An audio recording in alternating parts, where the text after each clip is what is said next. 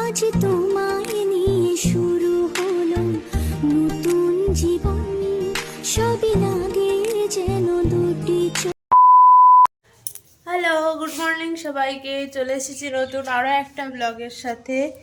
আর এখন বাজে সকাল 9:30। আজকের ব্লগটা এখান থেকেই শুরু করছি। আর আজকে তোমাদের দাদাভাই আসতে চলেছে, ফাইনালি 1 মাস পরে আমাদের দেখা হবে। আর এই দেখো আমার মেহেন্দির কালার কেমন আছে অবশ্যই জানাবো, পায়েরটাও দেখাচ্ছি একটু পরে। তার আগে এখন আমি যাচ্ছি আসলে দোকানে, কারণ হচ্ছে আমার না সব কিছু প্রায় শেষের পথে। চা পাতা নেই, তারপরে বিস্কুট, এইগুলো সব মানে আমি ভাবছিলাম তোমাদের দাদাভাই আসুক তারপরে, দাদাভাই আসুক তারপরে। তা এখন কয়েকটা জিনিস আনতে যেতেই হবে। আর রান্নাও বসিয়ে দিয়েছি আজকে একটু সকাল সকাল, কারণ বুঝতেই পারছো ও হট করে চলে আসলে সারাদিন খাটাখাটনি করে হয়তো খিদে পেয়ে যাবে। আর আজকে রান্না করব হচ্ছে ভাত, ভেজ ডাল, আমের চাটনি, আর ভাবছি একটু সিমুইয়ের পায়েস করব। তার জন্য দুধও আনতে যেতে হবে। তো এখন ওই জন্যই যাচ্ছি, এই সামনের দোকানটায় যাব। আর মাংস করব, তার জন্য আমাকে আবার গেটে যেতে হবে। তো গেটে এখন না, একটু পরে যাব, একটু বেলা হোক তারপরে। তো চল দেখতে থাকো আজকের এই ব্লগটা, আশা করি অনেক অনেক অনেক ভালো লাগবে। শুনতেই তো পারলে তোমরা, ফাইনালি 1 মাস পরে তোমাদের দাদা ভাইয়ের সাথে আমার দেখা হচ্ছে। মনে হচ্ছে যেন এই একটা মাস আমার জন্য পুরো একটা বছরের সমান। সত্যি বলতে যদি বাড়ি থাকতাম তাহলে হয়তো এতটাও মনটা খারাপ করতো না, কিন্তু এখানেই একা থাকাটা যে কি চাপের একটা ব্যাপার, সেটা মানে যে থেকেছে সেই ভালো করে বুঝতে পারবে। তো আমি তো সকাল থেকে ভীষণ এক্সাইটেড ছিলাম, আমি শুধু এটাই ভাবছি কখন তোমাদের দাদাভাই আসবে। দেখো আমি দোকানে গেছিলাম, তারপরে দোকান থেকে আসার সময় না, এই যে আন্টির মা, ও পুজো দিতে যাচ্ছিল। তো আমি জিজ্ঞেস করলাম তোমার মেয়ে কোথায়, বলছে আমি মেয়েকে একা রেখে এসেছি। তো দেখো কেউ নেই, একে এখানে একা বিছানার উপরে রেখে চলে গেছে। আর এ তো এখন একটু একটু হাঁটা শিখেছে, তারপরে হামাগুড়ি দিতে পারে। যদি সাইডে এসে পড়ে যায় তাহলে কি হবে সেটা ভাবো একবার। আমি শুধু এটাই ভাবছি ওর মার কতটা সাহস যে এমন করে একা রেখে গেছে। তো আমি ওর মাকে এর আগেও বলেছি, তুমি যদি তেমনই হয় মানে একা রেখে যাওয়ার মতো, নিচে রেখে যাবা। কারণ নিচে তো দেখো খাট থেকে পড়ে গেলে চোট লাগার ভয় আছে, কিন্তু নিচে সেই ভয়টা একটু কম। জানি না কেন। তারপরে দেখো আমি নিয়ে চলে এসেছি, আর ওর মা গেছে মন্দিরে পুজো দিতে। আর এখন আমি রান্না বসিয়ে দিয়েছি।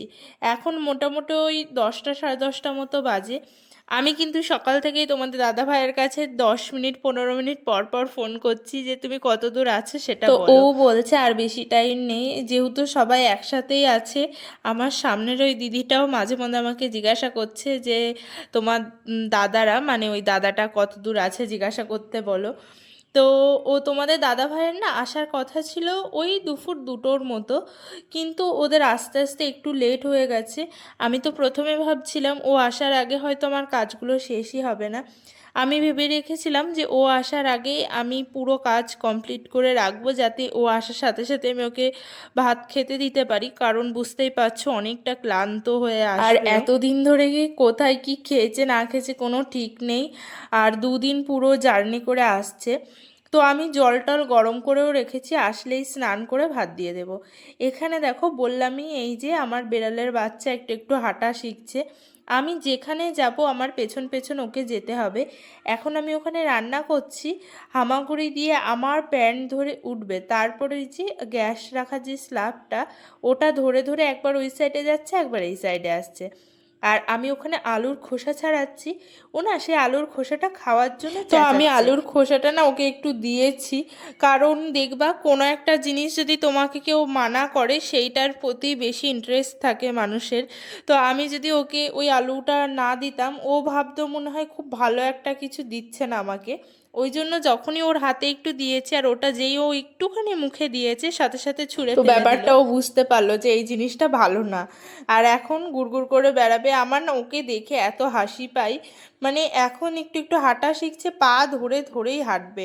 দেখো আমার মানে টেনে নিয়ে আমাকে ধরেই হাঁটছে। আমি যদি বারান্দার এক কোণায় ছেড়ে যাচ্ছি, আবার আমার সাথে সাথে এমন করে পায়ের মাঝে মাঝে হামাগুড়ি দিয়ে দিয়ে চলে আসছে।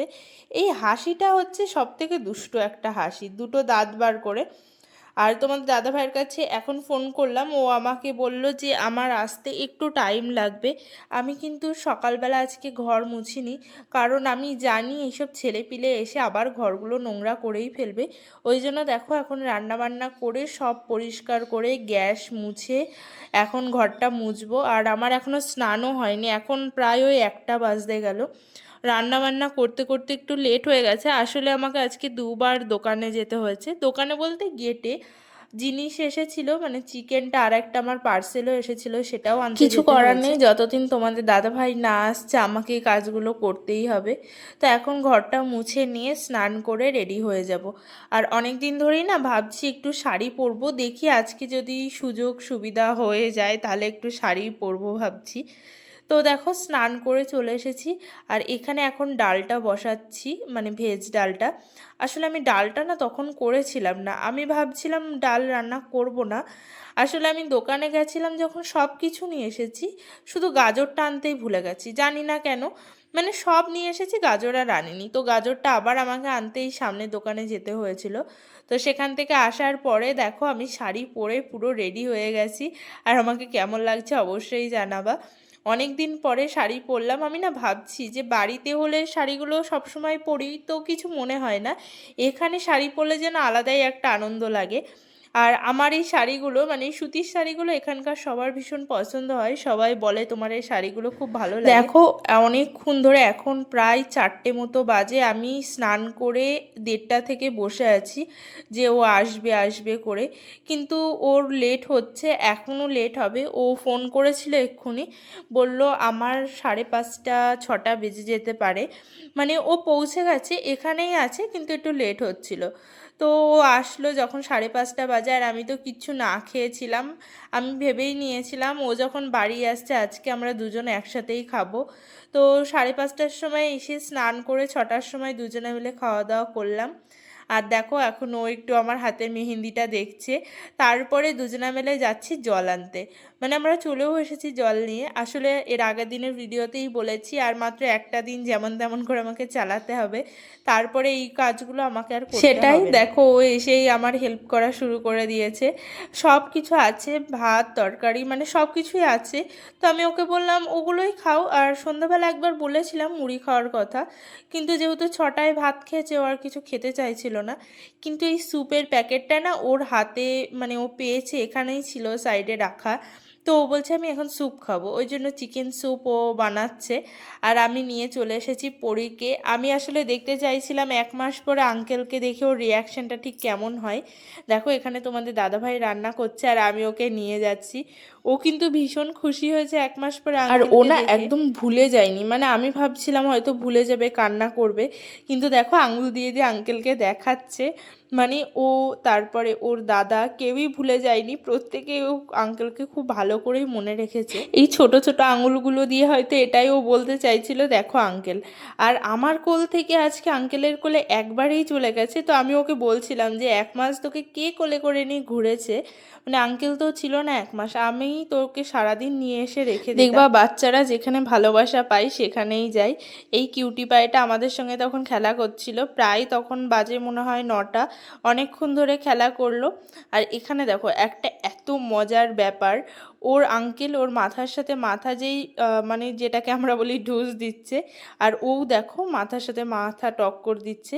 আর কিছু হলেই গালে হাতে এত কিউট একটা হাসি দেয়, সেটা আর বলে বোঝানোর মতো না।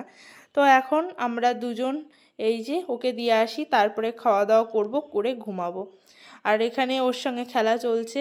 ও কিন্তু আজকে ভীষণ ক্লান্ত, মানে তোমাদের দাদা ভাই সারাদিন ধরে মানে একটুও রেস্ট পায়নি। তো আমি ভাবছিলাম তাড়াতাড়ি খেতে দিয়ে দেব। তো এই ঘরে এসে দেখো এটাও আমার জন্য নিয়ে এসেছে তোমাদের দাদা ভাই, আঙুর ফল আর চকলেট নিয়ে এসেছে। এটা কিন্তু ডার্ক চকলেট, আমি এর আগে কোনোদিন ডার্ক চকলেট খাইনি। তো আমি ওকে বলেছিলাম তুমি আমার জন্য ডার্ক চকলেটই আনবা, কারণ কি বলো তো, আমি মনে করি সব কিছু একবার লাইফে ট্রাই করে রাখা ভালো। যদিও বা এই চকলেটটা একটু তেতো ছিল, মানে আমি বুঝতে পারিনি একটু তেতো হবে। যাই হোক, সব কিছুই বললাম একবার একটু ট্রাই করে রাখা ভালো।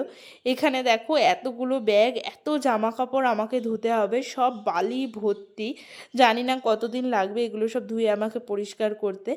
আর এখন এই যে খাওয়া দাওয়া হয়ে গেছে, উনি ঘুমিয়ে পড়েছে, আমিও ঘুমাবো। এই দিনটা এমন করেই কাটলো। আর তোমাদের কেমন লাগলো অবশ্যই কমেন্ট করে জানাবে। দেখা হবে কাল, টাটা।